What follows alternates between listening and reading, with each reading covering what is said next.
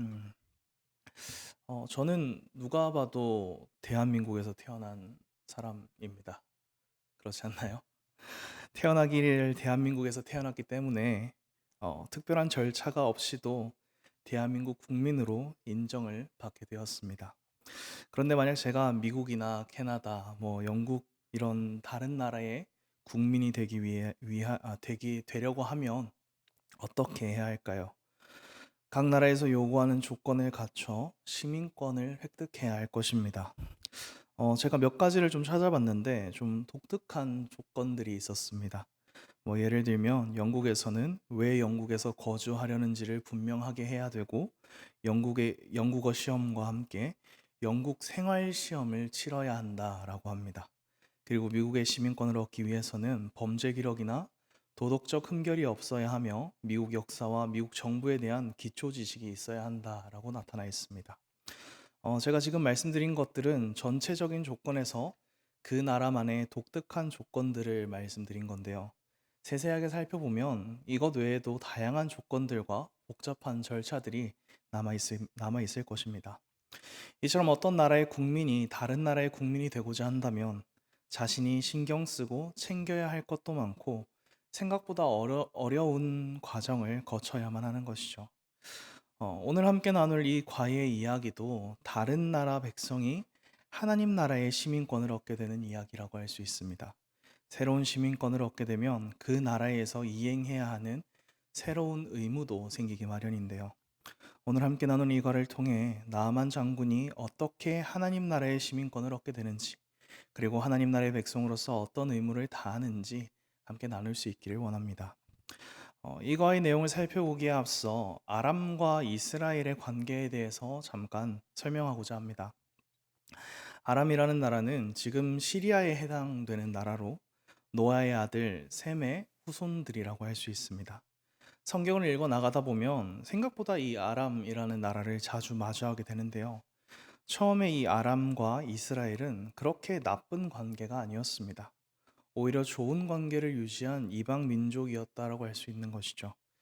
왜냐하면 창세기의 말씀을 찾아보면 이삭과 야곱 모두 아람 여자들과 결혼하였고 신명기 26장에서는 야곱을 방랑하는 아람 사람으로 소개하며 이스라엘이 그들과 원만한 관계를 유지해 왔음을 성경에서 나타내 주고 있기 때문입니다. 그런데 신명기 이후로는 따로 그 이름을 찾아볼 수 없었던 이 아람이 사무엘상 14장에서 다시 등장하게 되는데요. 그 사이에 어떠한 일들이 있었던 것인지는 잘 모르겠지만 사울의 통치 말기에 아람은 이스라엘과 적대적인 관계로 다시 성경에서 언급되기 시작합니다. 이 적대적인 관계가 분열 왕국 시대까지 이어지게 되는 것입니다. 여전히 북이스라엘과 아람 사이에는 크고 작은 전쟁이 계속해서 있었고 이런 배경 속에서 나아만 장군의 사건이 일어나게 된 것입니다. 열왕기하 5장 1절의 말씀을 보면 성경은 오늘 이야기의 핵심 인물인 나아만 장군에 대해서도 간단하게 소개하고 있는데요. 5장 1절의 말씀을 제가 읽어드리겠습니다.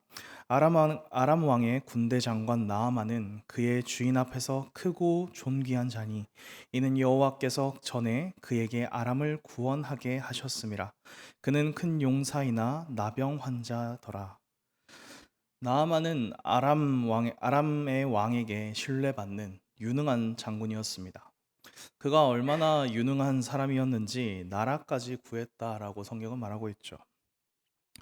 왕에게 신뢰를 받는 장군, 나라를 큰 위기에서 구해낸 장군. 그가 얼마나 많은 것들을 누릴 수 있었겠습니까? 아마 아람 내에서 원하는 것들은 다 얻을 수 있었을 것이고, 하고 싶은 것은 전부 다 이룰 수 있는 사람이 바로 이 나아만 장군이었을 것입니다. 그런데 이 나아만 장군에게도 말 못할 고민이 한 가지 있었는데요. 바로 자신이 나병에 걸렸다라는 것입니다. 성경은 나아만의 병을 나병이라고 부르고 있는데 구약 성경은 피부병을 광범위하게 나병으로 분류하기도 합니다. 그래서 나아만이 오늘날의 한센병을 앓았을 수도 있고 아니면 다른 어떤 피부병을 앓았을 수도 있는 것입니다. 그러나 분명한 것은 그의 병세가 아람 왕과 주변 사람들 모두가 염려할 정도로 심각했다라는 것이죠.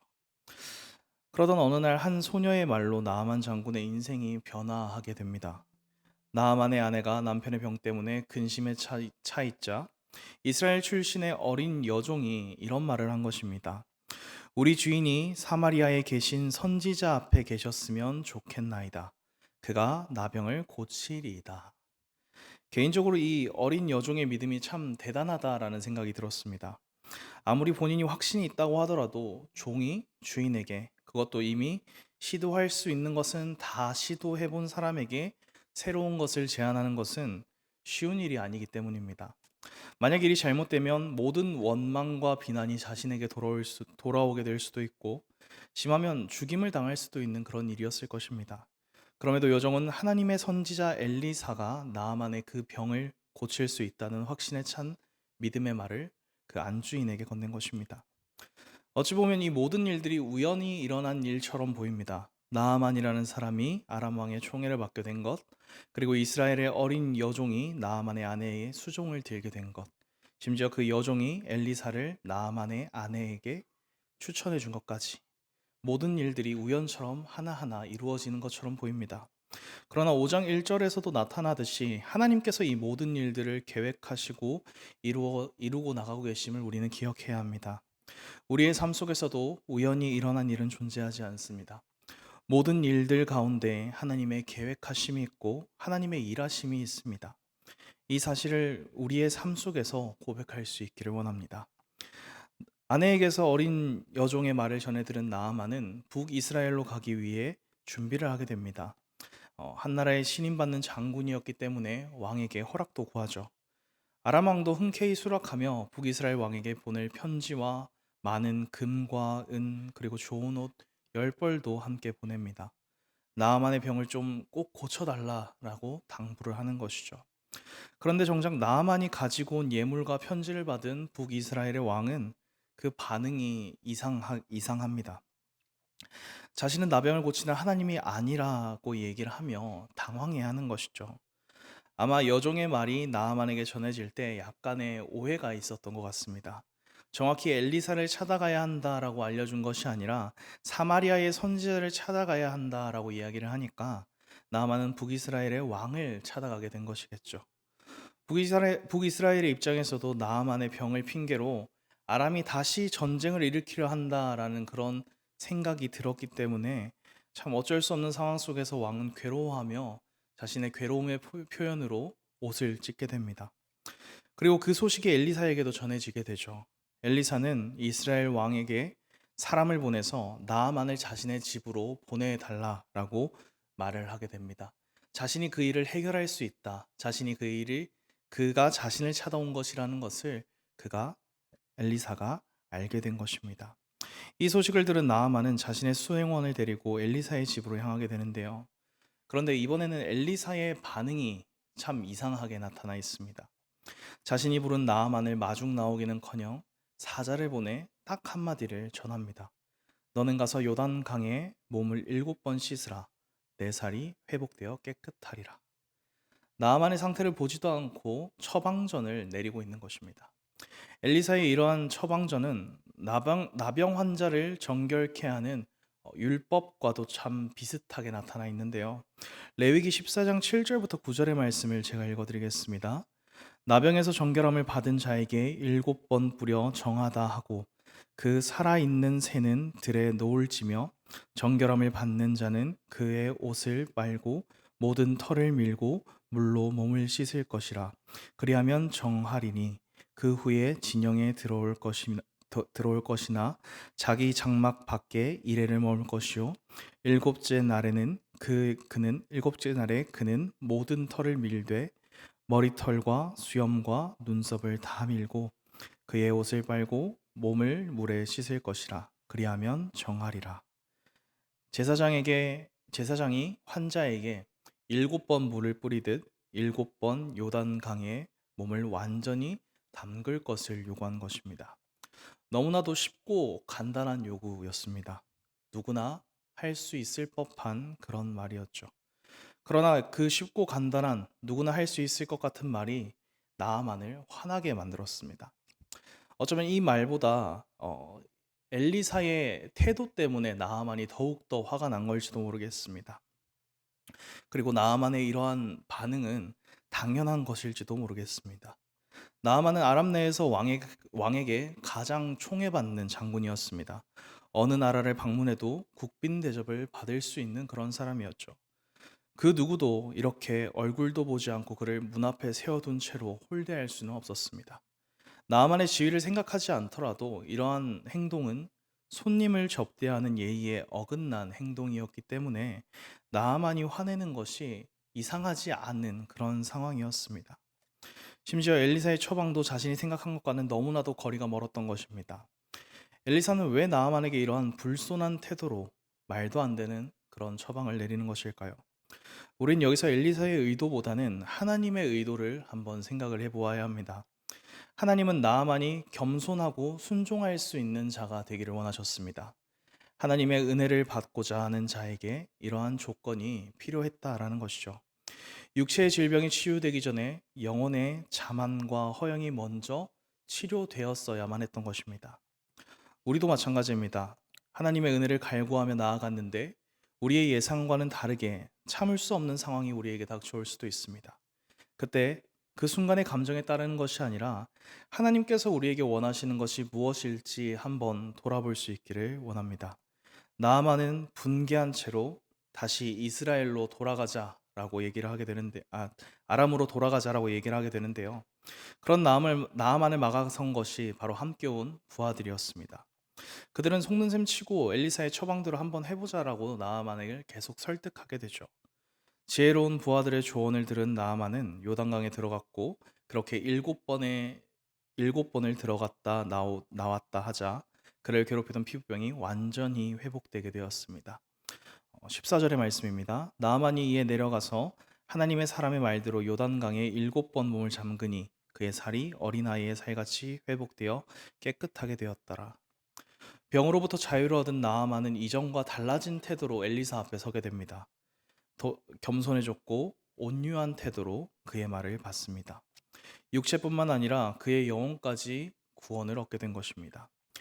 육체와 영혼이 완전한 회복을 경험한 나아만은 이방인이라고 믿을 수 없는 고백을 하게 되는데요. 15절의 말씀입니다. 나아만이 모든 군대와 함께 하나님의 사람에게로 도로와서 그의 앞에 서서 이르되 내가 이제 이스라엘 외에는 온 천하에 신이 없는 줄을 아나이다. 청하건대 당신의 종에게서 예물을 받으소서 하니. 이방신을 섬기던 이방 나라의 장군이 하나님만이 살아계신 유일한 신이심을 고백하게 된 것입니다. 하나님의 은혜를 받은 나아만은 그 그의 삶이 놀랍도록 변화되었습니다. 그의 육체가 회복되었고 그의 영혼이 회복되었습니다. 구원을 얻게 된 것입니다. 하나님 나라의 백성이 되게 된 것입니다. 이 세상의 시민권을 버리고 하나님 나라의 백성이 된 나아만은 자신이 감당해야 할 의무가 무엇인지 분명하게 알았습니다. 17절의 말씀입니다. 나아만이 이르되 그러면 청하건대 노새 2마리의 실을 흙을 당신의 종에게 주소서. 이제부터는 종이 번제물과 다른 희생 제사를 여호와 외 다른 신에게는 드리지 아니하고 다만 여호와께 드리겠나이다. 하나님을 예배하는 것입니다. 하나님을 높이는 것이 그가 하나님 나라의 백성으로서 온전히 수행해야 할 의무라는 것을 그가 분명하게 깨달았고 그것을 실천하고자 했던 것입니다. 우리는 이 의무에 대해서 얼마나 잘 알고 있습니까? 우리도 나아만만큼 이 하나님 나라의 백성의 의무에 대해서 잘 알고 있어야 합니다. 왜냐하면 나아만 장군의 이 이야기가 모든 세례받은 성도들의 이야기와 같기 때문입니다. 세상의 시민권자에서 하나님 나라의 백성이 된 우리의 이야기가 이러한 이야기라는 것입니다.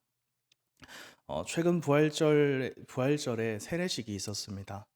아마 오늘 이 자리에 계신 대부분이 세례를 받으셨을 텐데 세례 신자의 의무가 무엇인지 혹시 기억하고 계십니까? 시간이 되신다면 꼭 한번 찾아보시기를 바랍니다.